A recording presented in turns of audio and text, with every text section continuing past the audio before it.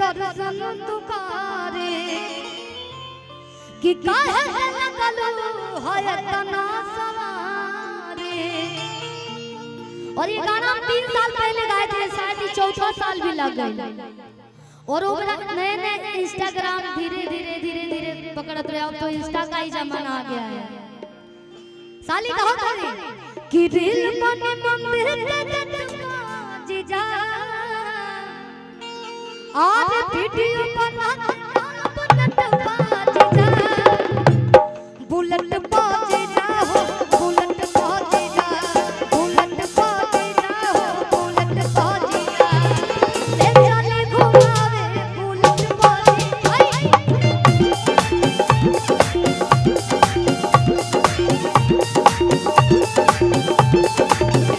और नीचे जितने लोग अपने साली को मानते हैं और जितनी भी लड़की अपने जीजा जी को मानती होंगी, सभी लोग ताली बजाएंगे।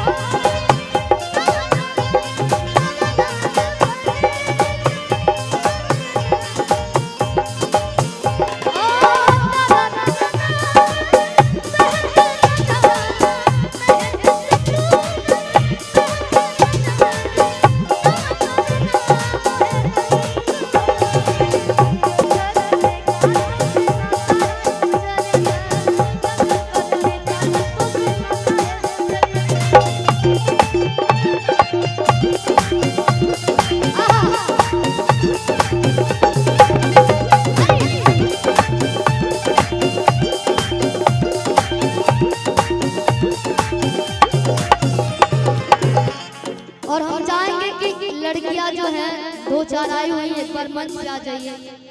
कहां से कि अभी सभी लोग जैसे ठंडी लगी जाला वही तरह बैठल बा, और जहाँ पे शिल्पी राज हो, शिवेश मिश्रा जी हो, वहाँ पे ऐसा नहीं होगा जो कि हमारे ऑडियंस चुपचाप बैठे रहेंगे और हम लोग गाते रहेंगे, तो इसे तो हमरा मजे नहीं। लड़की आ जाइए और अब गाई ना हो अरे नर नर